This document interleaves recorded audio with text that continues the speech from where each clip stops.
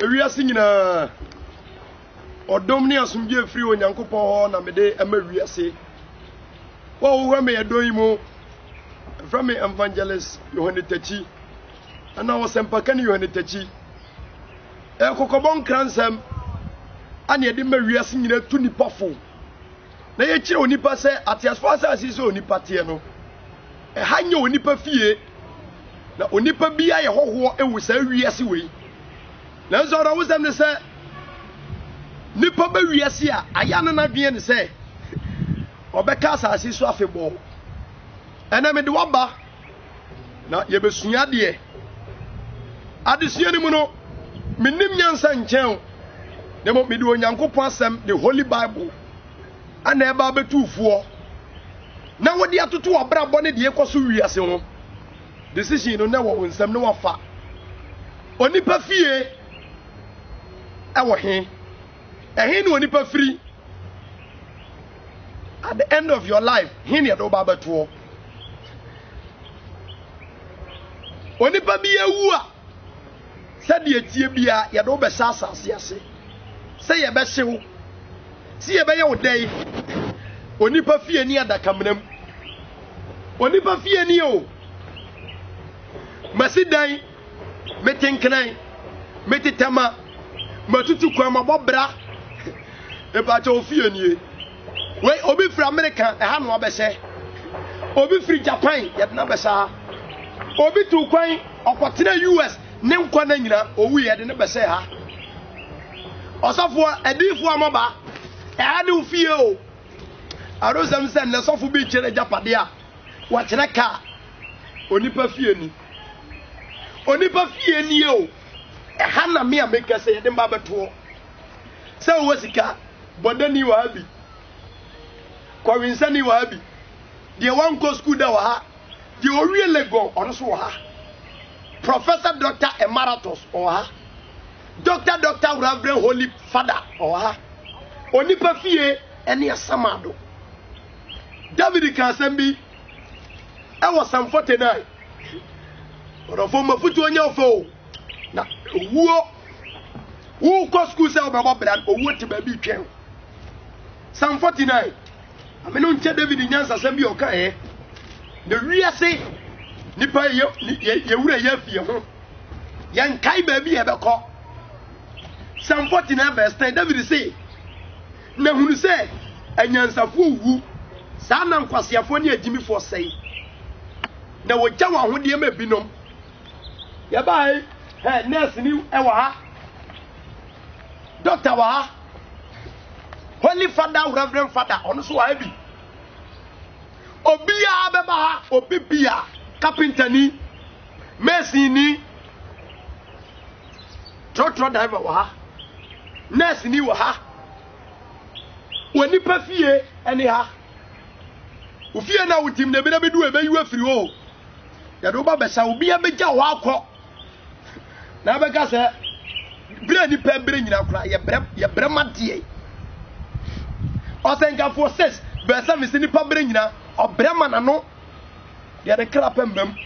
wo investment bi ya me ka kirew be investment wa be to asase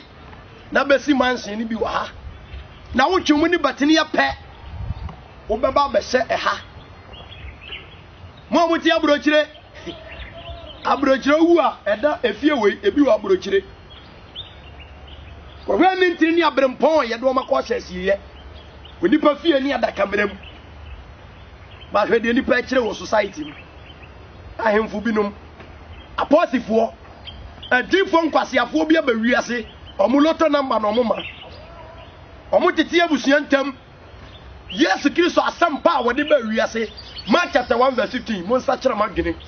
Matthew 4:17 sachira gen sachira brabo Matthew 3 John the Baptist preach mon sachira magene asofo bi adifo bi abawiase a enya nwa babo na so mon kom Matthew 24:24 say atrodifo bebere beba no mba da nipa hwe mon so da nipa guo kwase asam kuto otonkosia ba ko 5 million na poultry farm to ye bie ye de se na bie common sense nyanse wonyame mu nipa wura fie ni bi da ubo me so nipa fie ni ada kamram David can Psalm 49 verse 16 say Psalm 49 verse 16 wasi se obi nya ne ho a ensuro na se ne fie ni monyam doso ensuro na se owu a wonfa emu biara enko ni monyam nsa nyina chi me say ya ba obi aka ni ha o de woda Toyota Prado eni ha Toyota Sequoia eni ha Lincoln Limousine with the C class mobile phone ni ha yenya dwuma wa ha o adwuma nti wonkwa onsom nyame onkwa asori ya ba carpenter ni bia ni o a obodan so obi anto blog wa o onipa fie the eternal home of human beings ha ati onipa kram pa so ba be excursion wa ha obi ti me fro car me talking tampo waterfall me ba to ayabra esieye na be excursion be sha prempo ne ntine obi wu ye ne enyanwo me obi ni fie owu ye ne enwo me oda so sasase ase kai wa wie ye na ye investment ma wo say fie ni ha ba bia wo tire de wo ye hogwo enu ti David kan Psalm 119 say onyankopon me ye ho asase so emfa umra nsam nkame me ni pepra hunyade obi koni nua koko ho ewiase ntio na enabone eda homa me eda homa cameraman eda homa mampanyiri na eda homa adasamba winim da be wo wasenga 49 verse 12 onipa nim ne bre hwe wako school no wo so school doctor we nyin segu antines we nyin segu sa wasi mansion yero ho me say onipa fie anyhow obi wa wo be 13 ne baba akukura ni obesuma no bata kesesem woni me yampi ha mi ko school na utie kurase ya pri kumasi asase na papa mu dokoko e ba cha u pri asase o wa mpra asase o e da we ne ba besia ma o ha tie mi o empaboa nti u ba dwaman mo ba fun hello nti udi obi kunachi ya toka ma o na udem yero ho wu na wo ba ya fase wadaka ho oba be twini kakra ma wagene mo nte wani da na ene ne pawura fi se obetu kwan John 16:22 ni se emfia nyame dia ma ne bedu na onipa betu kwan ya omba biem da enkom se bia no betu manya ne sa nipa egu yi enkom se hwe ma asofo omo TV so nkwasiafo ni bi mra mesen komnum nya na omo so omo yensan kire ne onipa ebewu ba ko pe owu achi atemuo adia 21:3 se atemuo no nipa sene be ka omo dwe Sefania 1:14 se nyame dan aben na prepentem edana no onyono emo chapter 3 verse 16 se da no machomanfo amodwe mo wo de amonyere mo ho mpede na de mo mabati mo bo Muhammad Ali wawu Muhammad Ali woni no wawu Adolf la fa wiase bo no bo we Napoleon Bonaparte mo fa France bo omo we ha ya santo ba besia koje so ko ni statue we wawu Amos 3:16 se nyame atamu da no machomanfo de adagya bedwane ye to nipa nyina afu twini pa dwene se ze onipa ofie bi a obekomu a ompie biem e adaka menam 6 feet comfort 6 feet Kramoni 6 feet Asantini 6 feet Broni 6 feet Sikani 6 feet Managing Director 6 feet Prophet Dr. Evangelist Pastor Wanwan Ensemhunu 6 feet by the nipache o site him Mrantie sensumade baba wa change than 9 we premani you know obawa betu cruise e wa ha bia na onya prepare ene siosio eza wonim da bewu osenka for 90 say nyansa adwene nim die eni asamado a oni peba wo akwantu obitu na ha ye ofie ai ha na ye ofie di wo penti bi penti a wo penti wo dan wi a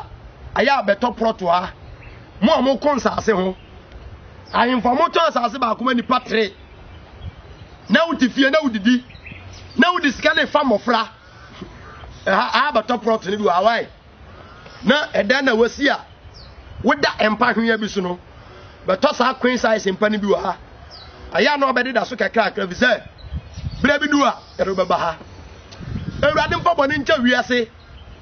na wo mani pa dwene mra ye ho so se yankwana no ehi Job 17 verse o se me na ehi onipa mfie ti se candle wo so ebeduru dongere ba ko na eso ate dongere me ense ko beba na ehi kura sa na onipa te na so nipa nyesika omwani nua nipa obi nyesika wase ne nuanom fo nyina enkwasiafo oma mobra wo na abobra wo ma ha da safo bi ese obi abebo afode 1 Ghana cedi watwa owum safo no o mentally sick owuo hwe Yesu Kristo nko na okọ asamado ensamafo se ne ho tintom ntimi ne ntina apart from ono Samete na verse 48 David so be ma ben wo te asase so a onka owuo hwe no be ni kire fira asamado nsam owuo abremponi akofo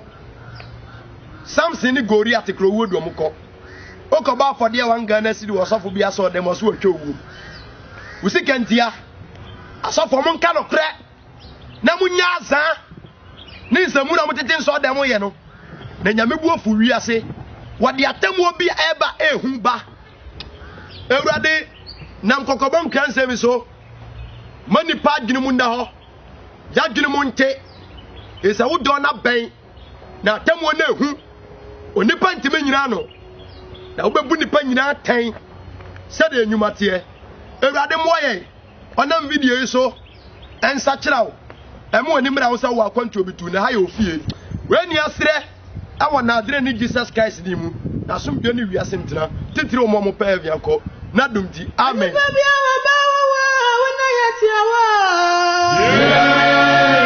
Ejo mo sa sunsun wa